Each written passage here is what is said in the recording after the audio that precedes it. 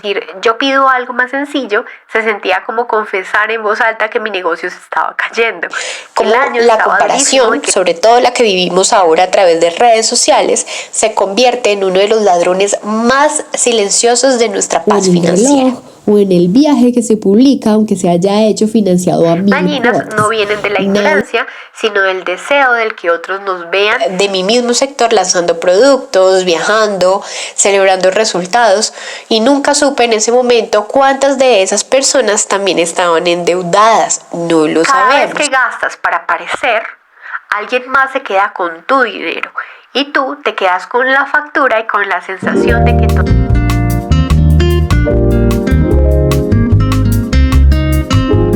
anteriores o una noche muy concreta que se me quedó grabada.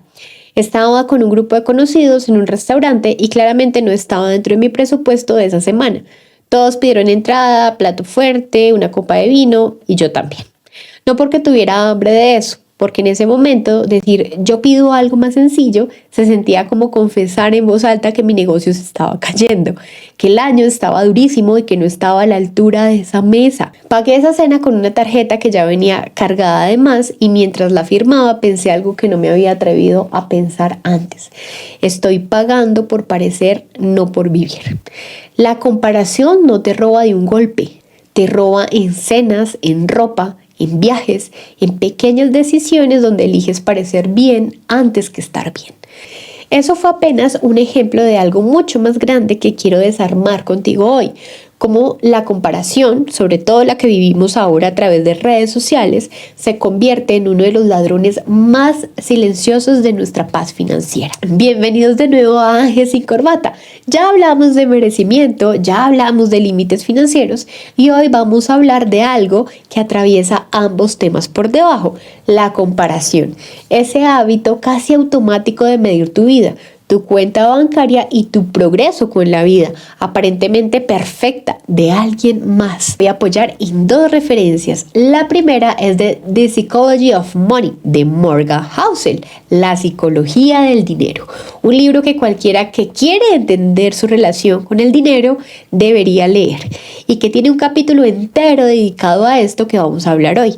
Y la segunda es la teoría de la comparación social, la formulada por el psicólogo Leon Festinger hace más de 70 años y que hoy explica una precisión incómoda por qué las redes sociales nos afectan tanto financieramente. Y este tema no es exclusivamente de mujeres. Si nos escuchan hombres, probablemente también reconozcan esa misma presión en el carro que hay que tener, o en el reloj, o en el viaje que se publica, aunque se haya hecho financiado a 1000 cuotas. Hoy vamos a entender por qué comparamos, cuánto nos cuesta realmente y cómo empezar a desactivar ese impuesto invisible. Leon Festinger propuso en su teoría de la comparación social que las personas evaluamos nuestro propio bienestar comparándonos con otros, no de forma consciente y planeada, sino como un mecanismo casi automático de nuestra propia mente para saber cómo vamos en la vida.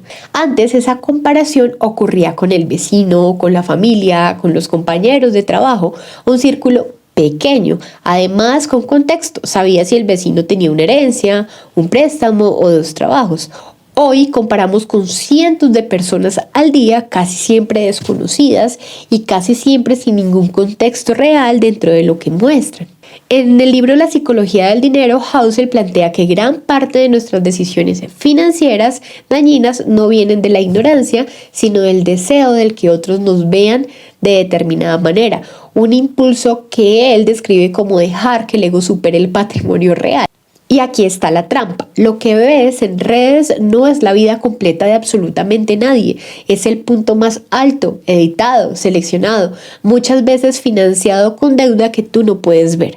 Comparar tu día a día completo con el mejor momento filtrado de esa persona es matemáticamente una comparación injusta desde el inicio.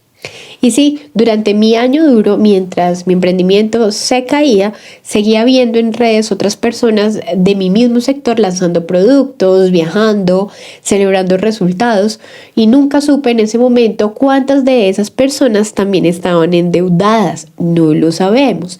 También tenían su propia versión de crisis oculta detrás de esa foto.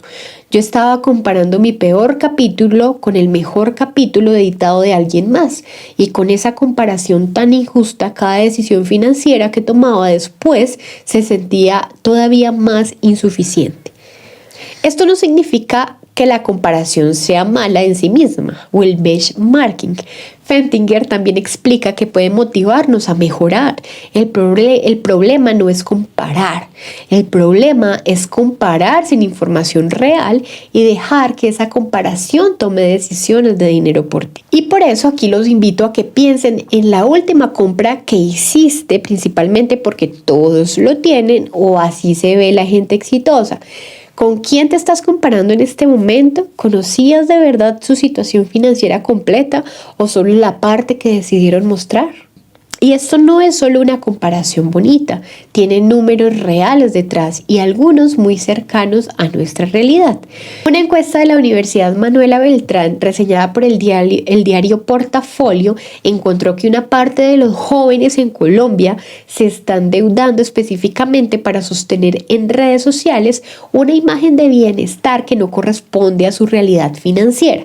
El mismo estudio reveló que solo una minoría de las personas encuestadas planifica su presupuesto con realidad, mientras la mayoría improvisa o tiene apenas una idea general de cuánto puede gastar. El deseo de encajar y ser reconocido en redes terminó pesando para muchos más que la planificación financiera misma. Y la realidad es que no es solo un fenómeno de los jóvenes. Los mismos patrones se repiten en adultos que llevamos años trabajando. Consumo impulsivo para no quedarnos atrás, uso de tarjetas de crédito para sostener una imagen, viajes o compras financiadas a cuotas que no corresponden con los ingresos reales y ni una planificación. Housel llama a esto el impuesto del ego. Pagar de más a veces con deuda solo para que otros piensen de nosotras algo que ni siquiera es del todo cierto. Y tú te quedas con la factura y con la sensación de que todavía no es suficiente. Y lo más irónico de todo esto es que la verdadera libertad financiera, la que sí construye paz real, casi nunca es visible en una foto. Nadie publica una historia de hoy no gasté en nada que no necesitaba o pagué mi tarjeta completa este mes. Lo invisible en dinero suele ser justamente lo más sano. En este punto te invito a que revises los gastos del último mes y marca con toda honestidad cuáles hiciste principalmente para sostener una imagen ante otros. No te juzgues. Todavía no lo juzgues, solo identifícalos. Ese ejercicio hecho con calma y con conciencia suele revelar un patrón que no habías visto en números concretos. Housel también describe algo que a mí me pareció una de las ideas más honestas del libro. Mucha gente que gana mucho dinero sigue sintiendo que no tiene suficiente, porque en cuanto alcanza el nivel de la persona con la que se comparaba, esa referencia cambia por otra persona un poco más arriba. Es una cinta de correr sin meta final. No importa cuánto avances, siempre hay alguien un escalón arriba y con quien compararte, sobre todo en redes donde el algoritmo tiende a mostrarte justamente lo más extremo, lo más llamativo, lo menos representativo del promedio real. Y bueno, aparte que tenemos este hábito de que nada es suficiente, de que cuando ya tenemos lo que estábamos deseando, queremos más. Y más, las redes sociales no nos ayudan a esto. Así que esto explica por qué las personas con ingresos objetivamente altos también caen en decisiones financieras autodestructivas. El problema no es cuánto gastas, es con qué referencia decides medirte. La verdadera libertad financiera no se trata de poder gastar sin límite, se trata de poder vivir sin presión económica constante, dormir tranquila, no depender del próximo ingreso para cubrir lo ya gastado y tener capacidad real para enfrentar un imprevisto.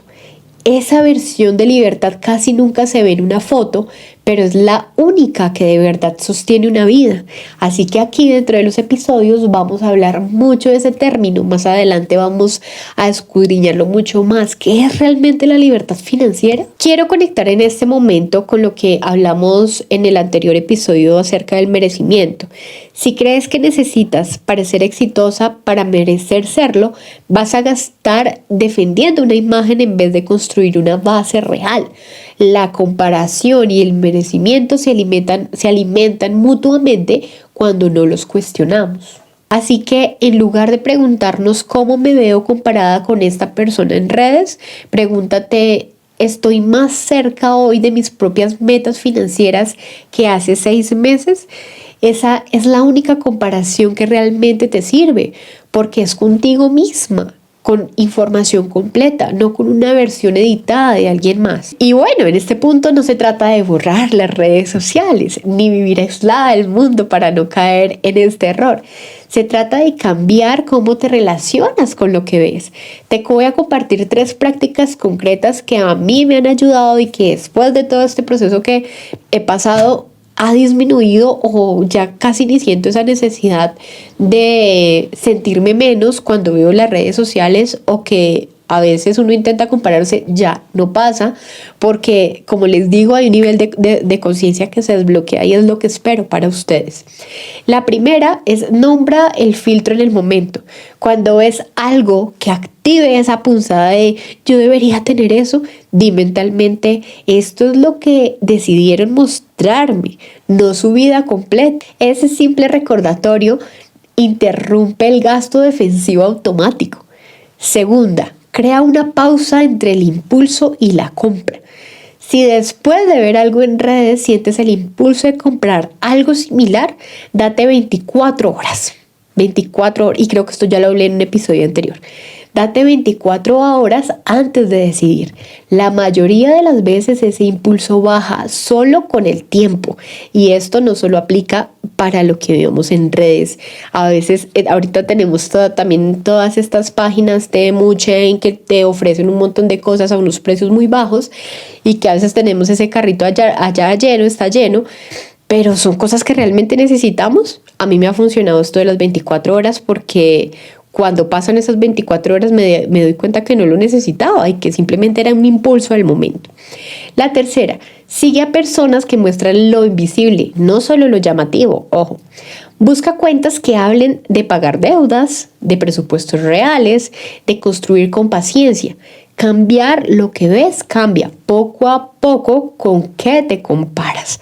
Ahora, hay un montón de contenido en redes sociales. Busca el que te guste más, con el que te sientas más y con el que te sientas más identificada. Y de verdad que esto alimenta el alma, la mente, todo. Y a poco, así mismo también van cambiando los hábitos. ¿Cómo es tu ambiente? ¿Cómo estás organizándote de tal manera que todo eso que tú deseas y tus metas se cumplan? ¿Cómo estás caminando hacia allá? Recuerda que no necesitas dejar tus redes sociales, necesitas dejar de usarlas como termómetro de tu valor y de tu éxito financiero. Y algo que me costó mucho aceptar es que está bien no aparentar, está bien que tu vida financiera real, esa que sostiene tu tranquilidad, no sea la más fotogénica. Esa es casi siempre la señal de que vas por buen camino. Así que en este momento define por escrito qué significa para ti el éxito financiero en tus propias palabras, sin usar ninguna referencia de alguien más. No como fulano, no como se ve en redes, solo tu definición. Vuelve a leerla la próxima vez que sientas la comparación apretar. Así que vamos a hablar de las 4 acciones que vamos a hacer esta semana como pequeños hábitos diarios que nos van cambiando y nos van llevando más hacia esas metas. La primera acción es identificar tu gasto de comparación. Revisa los últimos gastos y marca lo que hiciste principalmente para sostener una imagen. Lo segundo es que apliques la pausa de las 24 horas. De verdad que esta es, mejor dicho, excelente. La próxima vez que un gasto nazca de algo que viste en redes sociales, espera un día completo antes de decidir. Yo creo que el 80% de la decisión cambia. Tercero, ajusta a quien sigues. Agrega al menos una cuenta que hable de finanzas reales, sin filtros, y valora silenciar por un tiempo las que más te generan comparación, estrés y pensamientos intrusivos que te quieren llevar a cambiar o a compararte. La cuarta, escribe tu propia definición de éxito financiero, sin referencias externas, solo la tuya. Y quiero añadir algo acá, y es que pienses en el concepto de libertad financiera. ¿Qué es para ti la libertad financiera? Después vamos a hablar más detalladamente de este concepto. Tu paz financiera no se mide en likes, se mide en cuánto puedes dormir tranquila, sabiendo que tus decisiones de dinero fueron tuyas, no de alguien que ni siquiera conoces. Ahora voy a volver a esta cena que no podía pagar, pero pedí igual. Hoy, cuando recuerdo esa noche, no siento vergüenza, siento gratitud porque fue una de las señales que me llevaron a hacer las preguntas que hoy sostienen parte de este podcast. No se trata de dejar de disfrutar, se trata de que disfrutes sea una decisión tuya, no una respuesta automática a lo que otra persona decidió mostrar. La vida de verdad que quieres construir casi nunca se parece a la que estás viendo en una pantalla. Se parece más bien a la paz de saber que tus decisiones son absolutamente tuyas. Cuéntame por favor en los comentarios cuál fue la última cena que podías pagar pero pediste igual. Nómbrala, es el primer paso para que deje de repetirse. Y nos vemos en el próximo episodio de Ángel sin Corbata. Recuerda que la comparación es un ladrón silencioso, pero solo tiene el poder que tú le das cada vez que abres la puerta. ¡Chao!